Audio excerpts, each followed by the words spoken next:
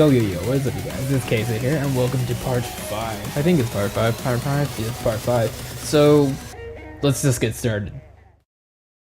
Okay, so we are back in Ableton part 5. So up to this point, we've only done about like 40 minutes of tutorials. So, since I probably edited out like 5 minutes or so in each video, this is probably like around an hour of work. So for an hour of work, this isn't bad. We have all our intro drums elements and our build elements, and now we're just gonna kind of work on the progression, finish that up, and make that sound nice.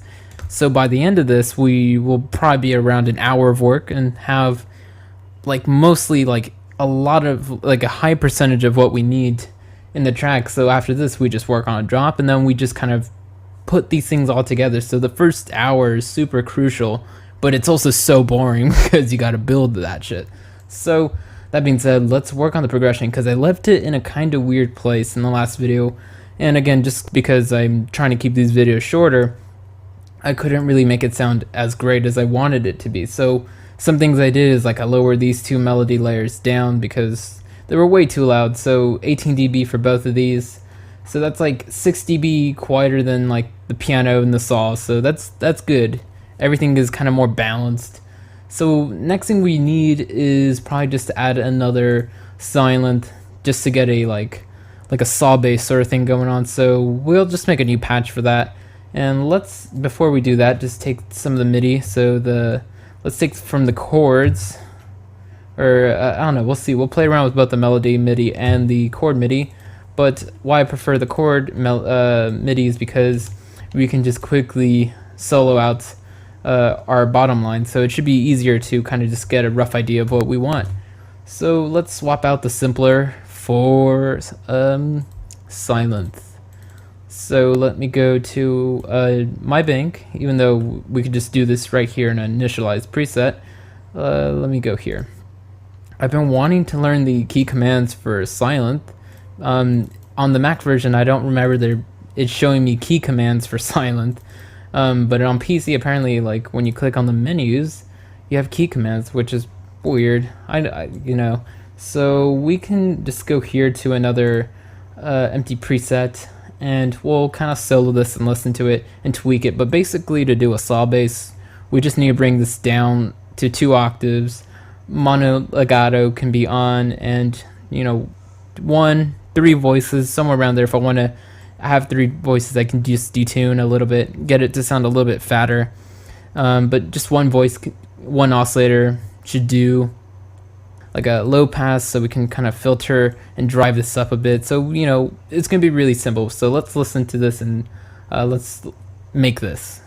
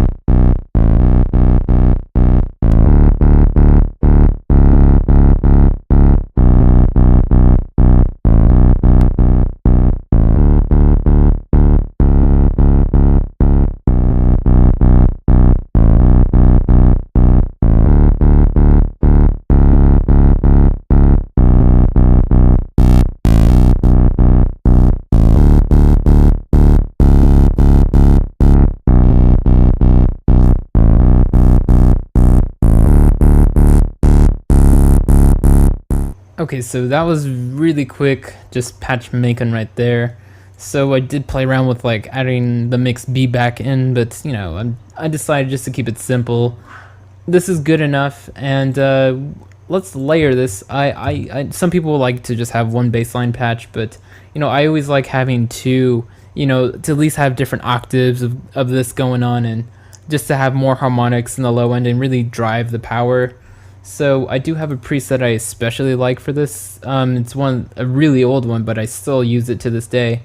Oh my god, that's really cool. So this is actually the one, baseline driver. So where I was in the exact part of the bank, if I go back to 1, that's exactly where it is in that one. So let's put these in a group, and that way we can also throw on some sausage founder to limit quite a bit of this, and also, you know, pump it up a bit. So, you know, sausage founder, I just love a saturator limiter type plugin, so just extremely handy. So let's listen to this now together.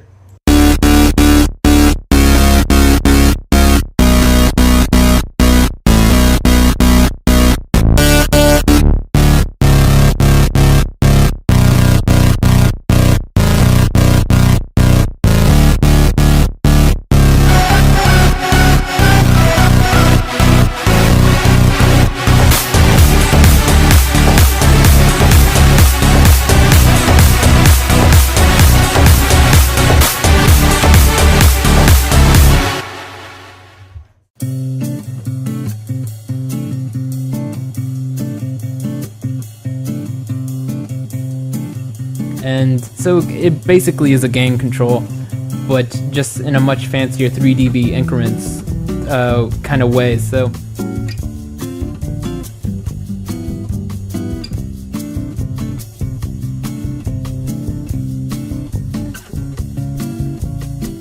I think negative 6 dB is right for this group, so we'll leave it there.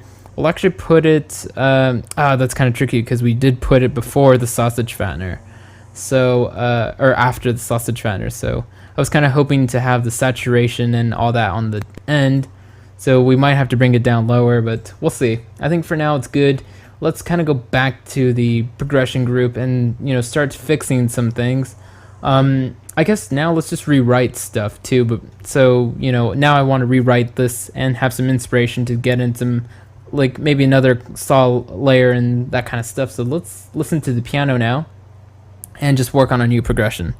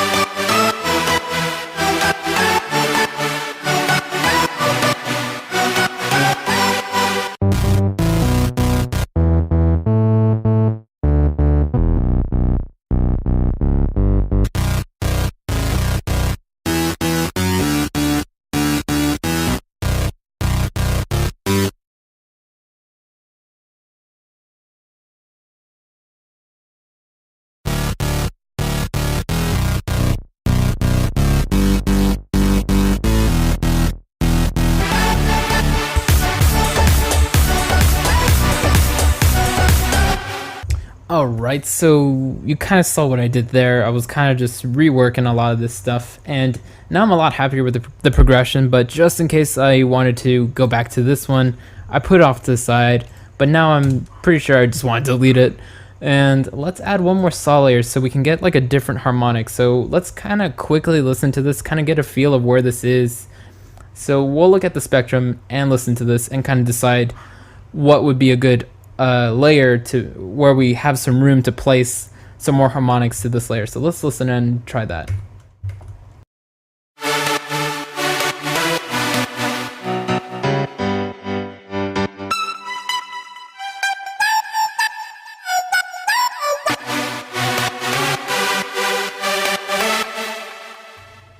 Actually, really quickly, I decided to also put the spectrum on my group so I can solo each of these elements and see where they were lining up. And you know, the good thing is the melody, the top line layers are pretty much like an octave higher than the saw layer in the piano, so that works out perfectly. So I'm thinking I might want something that's a little bit higher or a little bit lower than my saw lead right now, and that's what we'll go with.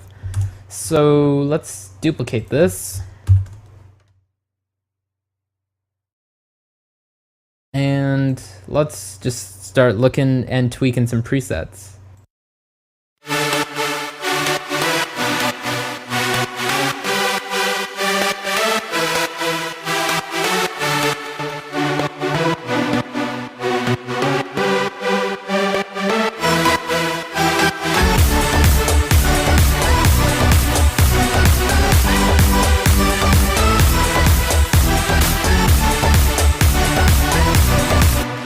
Alright, so I think we made some good progress here, and we made the sound, to me, a lot better, and I can kind of leave this alone, and then we'll work on the drop in the next one, or we'll start it and get all those elements together, and after that we just kind of will go back through all the parts, rewrite it, and really get it to the point where we're happy with each part and just call it a day on the track. So, you know, a lot of people like to kind of sit there and perfect one part at a time.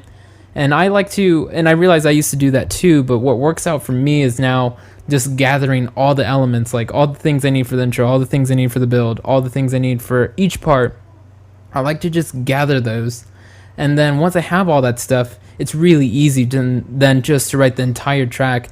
Because when you focus so much on one part, then you kind of get into this weird thing of having a hard time finding other parts to fit that. So you know, I like to just gather all the elements, basically just make like a quick template of the whole session in terms of what I need, and then just finish it and rewrite it, and that's really it. So I'll see you guys in part 6, so thanks guys for watching, and of course, late.